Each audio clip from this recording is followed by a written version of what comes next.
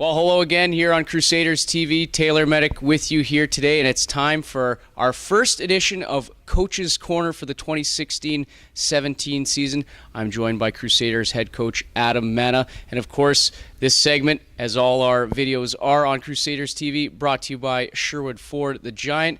And Adam, first season at the helm as a head coach of the Crusaders. Let's just talk about the preseason that just occurred to get geared up for 2016-17. You guys go 2-4 in the exhibition schedule.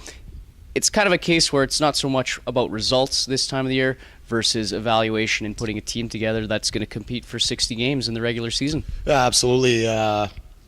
We felt the evaluation process was more important than the results, like you said, and that's where we're more worried about or we're more concentrating on which guys can make our lineup and taking a look at all the young guys that we had in camp and our veterans as well, and we wanted to make sure that everybody's in tune and ready to go for the start of the regular season. And it's only the first couple of weeks, but we had a couple veterans a little banged up, so we had to get them healthy, and we had two of them that didn't even play a game in the preseason. So it's more about the evaluation process, and then again, making sure that we're improving at practice every day and that we're getting our structure down day by day, and just trying to again build towards the home opener on Friday. Yeah, gearing up for the home opener on Friday. All right, let's dissect this team a bit. For you, the best player in the exhibition preseason schedule? Well, it's a good question. And you know what? Ben MacLeod has been hands down not only our best defenseman, but our best player. And he's come in ready to go right from day one, and impressed us with his fitness testing. And then that's carried over to his on-ice play, and he's been great in practice. He's been a leader. He's been stepping up big for us so far. And then in the exhibition schedule, just on Friday there against Camera, it was like there was a couple guys that absolutely got pasted against the wall, and that's the type of game that Ben plays. He plays a heavy, hard game, and that's exactly what we're going to be leaning on him for this season, and so he's off to a tremendous start. Well, that's what you want to see from your veterans, and you guys get three returning guys back from last year's squad, including Ben Soa, Chase Toronto. You're going to start the season with 8 defensemen, two of them actually suspended in Ben MacLeod and Ben Soa, getting carried over from last year, the way the season ended in the postseason. But starting with 8D, talk about just the group as a core this preseason. What are you expecting from your defensive unit this year? Well, we like the mix we have. We have, like you mentioned, 3 veterans in Soa, Toronto, and MacLeod, and then we have some good young guys that have come into the fold as well. With with Blair Bush, he's a 2000 defenseman, and he's played real well so far. Very shifty, dynamic, and then you got Coltrane Wilson, obviously, who's a 99, and he's come in, and again, just a big shutdown guy that can play. Can log minutes and play solid for Probably him. could have played last year the full season, if not for the depth. You could basically count him into that mix, because by the end of the year it seemed like he was a regular guy on our roster. But so guys like that, and then we just added Keegan McBride as well to the mix from Camrose, who's come in, and he just skated with for the first time yesterday. And then we have Brett Roberts as well, who came down from Grand Prairie on a tryout basis and has earned himself one of those 8 spots. And so we like the mix that we have between the 8 guys, and we're excited to see how that's all going to gel and how it's all going to mix. And we feel that again that we have a pretty solid 8. And is there going to be learning curves along the way? Yeah, absolutely. I think that's normal, but for some of the guys it's the jump, and they'll get used to it, and then our veterans will take over and lead the way, and so we'll be all right. Well, and we'll get into that because come Friday, that group gets thrown right into the fire against the Spruce Grove Saints. So we mentioned down 2 veteran defensemen to start that game. Let's move to the forward group, and you bring back a lot of guys from last year's team. A little bit of turnover. You do lose some scoring, but you bring back guys that can now make a jump even further in terms of point production. You get your leading goal scorer back, which is big, and you added some guys in the mix as well. One guy we want to talk about is Tanner Youngins. How much has he impressed you this camp, and what are you expecting from him in his first year with the Crusaders? Well, I like the question, because anytime I get asked about Tanner, it's an easy answer. It's character. character's written all over him. He's going to be a big leader for us. He's going to wear an A this year. We expect him to come in and do a great job on that front. And then just his habits and details that he brings to practice every day. He's ready to go. He's a pro.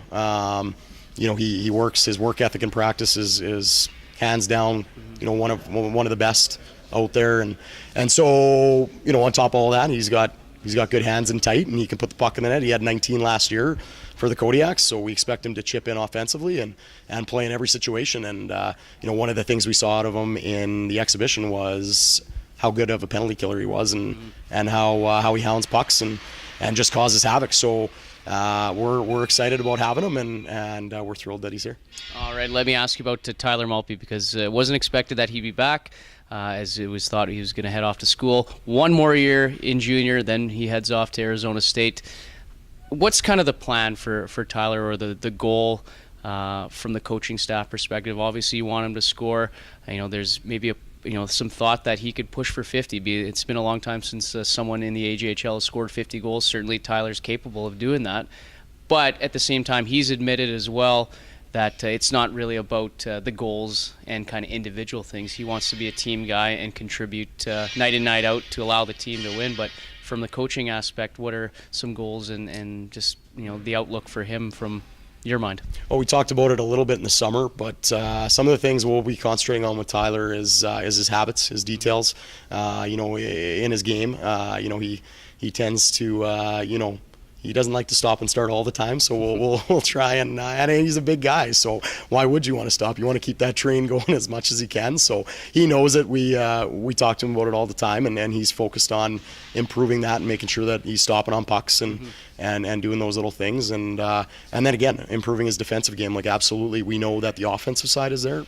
It's pretty obvious that he had 41 last year, and that we're hoping that he'll get over 50, but again, being harder to play against, finishing every check, letting guys know that he's out there, and that, he's not going to be messed with out there, and that he's going to be a force for us. So the defensive side of the game for sure, and playing well on his own end is something that we want him to take pride in, and that way we can have him out in those pressure situations, whether we're up by a goal, obviously, or down by a goal. We can put him on in our own end, and he can do the job. For maybe some of the second-year guys returning, how much pressure is on them, or what are some expectations from them to either increase the point total, or is there more of an emphasis on, like you mentioned, defensive play, that sort of thing? Guys like Alex Rotundo or Merit Zitko, and then Ty Rieben, your leading scorer among rookies last year, and one of the top-scoring guys on this team. Is there a lot of pressure on these second-year guys to take that next step and kind of set the pace for this team for years down the road? Absolutely. I think they know that. Riedman, Ozitko, and Rotundo, they're all in the same boat as 98s, and they had such good years last year that the expectations are high for them this year, and it's not added pressure. It's just they know what's expected, and the best part is they come in ready to go. They put in a ton of time in the off season with preparing themselves to, whether it was getting stronger or staying on the ice, improving their skill set. So they put in the time, and I think what we keep telling the guys is if you put in the time, everything else will come easy for you. And so far, I guess I should mention that even though we picked Ben MacLeod as maybe our best player, Ty Rieben was right up there with him in the preseason, and he was outstanding. And again, Ty, his work ethic and practice is outstanding, and that's where that's going to help him a lot this year with just pushing. And obviously Rotundo puts the puck in the net every chance he gets, or mostly.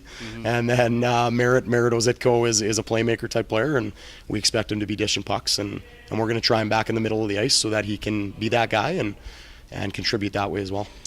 Forward-wise, maybe some newcomers. Who's impressed you the most in that aspect? A guy that has come in and really, for lack of a better term, blown the doors off. Well, we've been impressed with Jacob Thomas. He's come in as a first-year guy, as a 98, and if I didn't mention him in the decor earlier, he's been very good. And the biggest thing we want him to do is skate. Like he was a little hesitant at the beginning of exhibition to just have that confidence to skate with the puck, and that's probably normal with the transition from midget to junior. But he's done a good job of improving every single game that he's been out there, and he's getting comfortable with Ben Soa, who's been his D partner regularly through the exhibition. So he's done well. Brendan Stafford up front, 16-year-old forward for us. He's stepped in and done a real good job so far with not only providing offense, but again, just playing a good two-way game and being solid in both ends. And again, he's not shy to mix it up and lay the body, and that's impressive for a 16-year-old. It's you can be intimidated a little bit, and that's any 16-year-old. But Brendan is he's going to be a player, and his work ethic again in practice. It all starts in practice. I think that's what everybody's going to take from this is we stress practice habits and details, and these guys have really bought in, and it's not just some of the guys that we mentioned, but it's everybody, and that's going to help us in the long run. Got to ask you about goaltending. Starting wise, it's set with Zachlaussen. How is, I guess I'll say this. How has he looked different from last year with your first year as the assistant coach and first year with the team to now this year? Do you see a different mindset with Clausen in training camp in the preseason compared to last year? I think that's bang on. Yeah, Zach has been he's been great so far. Again, right from day one, and I think we think the biggest thing with him is his confidence level. He's come in and now he knows he's 19 years old. He knows, okay, maybe I'm not the young guy anymore, so I got to step up and take the role on as the number one guy, and he's done that through the preseason. We've been very happy with him. He's, he played half the game in Camrose there on Friday and looked very good. Looked solid, just like a number one goalie should. And and then.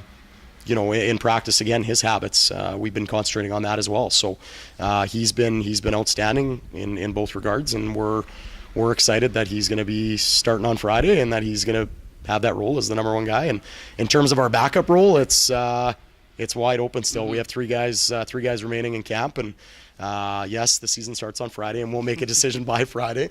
But we're going to give it a couple more days to make sure we get the decision right, and make sure that we have a guy that can back Zach up and give him that support. Well, it's definitely never easy life as a coach in selecting a goaltender. Let's move on to some other things as we near the home opener. What's it been like working with Jeff Witkowski, a guy that was brought in mid-season once Sean Bell decided to join former coach Tim Fraggle at Nate, and you bring in a former NHL player, a pro player. What's it like been with Jeff? He's professional. He's played in the NHL. He knows what it takes, and he had a good career where he'd won a champion. He's won some championships, and we feel that we feed off each other, and it's a good mix. It's a good chemistry, and Jeff's he's a pretty likable guy. He's pretty funny. If anybody hasn't got to know him, and he just brings that demeanor when he steps on the ice that guys respect him, number one, but guys know that. He's a player's guy, and he can, guys can go talk to him and ask him for advice, and that's exactly what we want. And he can chip in with the defensive side of the game, obviously, where we need him to. And I think the D will really lean on him as I will as well to do a good job with the D, and we're not worried about it. He's going to step in there, even though this is his first year coaching, and he's made it look easy so far. So we're really happy to have him. Captains. Brett McGee last year was donning the C. He's moved on. What can you tell us about that situation? Have you guys named a captain? You alluded to Tanner Youngins maybe getting a letter there, but what can you tell us about that, and who might be wearing the small C on Friday here at the Sherwood Park Arena? Well, we just made the decision yesterday. So Ben So is going to be our captain, and we picked Ben simply because the guys, well, there's numerous reasons, but the guys, really respect Ben and as a leader and as the guy that's gonna take this team to the next level as with his leadership qualities. And he does it in all the aspects on the ice. He's tough to play against. He's I don't think the other team's top lines wants to go against him, and he can be an offensive guy that led our back end in points last year. And so, in terms of when you think of Ben Soy, he can do it all for us. And, we're very excited to have him take the reins and, lead this team. And then, like you mentioned, I let the cat out of the bag a little early there, but Youngins will wear a part-time A, and Ben MacLeod will also wear part-time A. and then we'll have Darcy Zaharchuk and Tyler Malpe wearing full-time A's. And we kind of wanted to spread out the leadership group a little bit because we do have so many leaders on the team. And again, guys that won't even be wearing a letter still capable of delivering that. Absolutely, and that's where I was just going with that is when you have a deep team, it's a luxury to have for sure, but when you have a deep team not only on the ice in terms of your skill set and how you can play, it's always good to have a lot of guys that can lead the way, whether it's being a quiet leader, whether it's being vocal, and you don't have to wear that letter just to say you're a leader. We're stressing that everybody's equal on this team, and that's the way we're moving forward. And everybody's got to say, so whether it's Brendan Stafford being a young guy, or a 20-year-old in Chase Toronto or Cole Chorney, whoever it is, it's they can step up and be that leader, and it doesn't matter if they have a letter on their jersey or not. All right, Friday you open up against Spruce Grove. Seen a lot of them the last couple of years, and a disappointing ending to last year. I think we can all agree on that. Going out in 4 games, both teams looking a little different. Do have some guys returning. What's maybe the message to some of these guys that were a part of that series last year and even a few before that? Is it time to just maybe forget about that, write a new chapter? Because it's really a new era here with the Sherwood Park Crusaders. Absolutely. Well, that's what we've been stressing right from June on, is that we have a fresh look to our team, and we're looking to move forward, and we don't really, we're not really concerned about what happened in the past. We're looking ahead, and it's funny that of course we play Spruce 4 times in the exhibition, and now we're going to get them in the first two games of the regular season in a home and home, and there's no better way to start, really. It's exactly who you want to be going up against. It's the true test. In the North, they've obviously had success, and that's who we want to start it off with, and we're excited about the challenge. And whether they lost guys or not, they're still going to be a very good team. We saw that through preseason, and Mike will do a good job over there with Spruce. So we're going to have to be ready to go, and we're excited about that challenge. And we're hoping that the barn's rocking here on game 1, and we hope that everybody's going to come out and support the team, and we'll look for 2 W's. What's going to be some quick keys, I guess, this weekend? Your first game, you're going to be out, like we mentioned, without Ben MacLeod and Ben Soa, so a bit of a depleted blue line, but a good chance for guys to get thrown into the fire. And then up front, a fully loaded roster there. Like you mentioned, exciting. Some keys this weekend for you guys. Yeah, like you mentioned, we lose Soa and MacLeod because of the suspensions, but we gain back Dykstra and McCammon, who will be a good additions up front to help our forward core, but. Yeah, some of the keys I think will be, we obviously know they're going to be a little bit of a younger lineup, so we want to be, the heavy hitters early. We want to get pucks deep. We want to make sure that we're going after them and that we're the aggressive team, especially in our own rink in the first game. And we want to set the tone is the biggest thing, and we want to make sure that they know that playing Sherwood Park is going to be very, very difficult this year. So, those are going to be some of the keys. And then obviously we got to take care of our own end first, and we've been stressing that all the way through the preseason. And if we take care of our own end, then the rest will come after that. And I think the last one would be discipline, because that's where they've killed us in the past. And again, we've kind of stressed that throughout exhibition, where we've had a couple games get up over 5 penalties, and we're addressing it in practice. So we're making sure that the guys are buying into that, and that we stay smart on the ice. And if we do that, then we will probably have a good chance, or we will set ourselves up for a good chance to win. All right, lastly, a tough schedule to start the season. First 15 games as we do these quarterly. It's going to be a tough 15 games as you see Spruce a handful of times, Lloyd, Brooks, and Okotoks at the showcase. I could go on and on. What are some expectations for you this year? I mean, what's kind of the big goal in 2016-17? Regular season, obviously, a championship is at everyone's top of the list. But for you, what are some goals here this year? Well, we should ask the players, because we haven't quite got to our goal setting. So we're going to be doing that this week. But no, honestly, for us as an organization, it's the biggest thing is we want to get over the hump. And when we say get over the hump, we don't want to be 4th or 5th. We want to be in the top 2 or 3. And, that I think that is our team goal. As you said, everybody wants to win a championship, and that is our number 1 goal. But we have to build towards it, and we got to break things down. And we're going to have season segments where we're going to tell the players this is the best of 7 series, and we have to win it, whether we go 4-3 or 5-2 or 6-1 or 7-0. So that's kind of how we'll break things down this season, and that's how we'll break down our goal setting. And again, we just need to take it one series at a time and just concentrate on being above 500 and beating the teams that we got to beat. And like you said, there's no easy teams in the league. Like you can't look at it that way. It's every team is going to be a tough game, and there really is no easy games. So we're definitely, we know that the challenge is there, and we have to be ready for it. So it's going to be tough, but I think we think our guys are ready.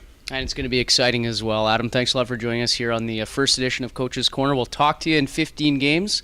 Good luck in the first quarter of the year. Appreciate it. Thanks, Taylor. Crusaders open up the 2016-17 regular season Friday, September 16th here at the Sherwood Park Arena against Spruce Grove.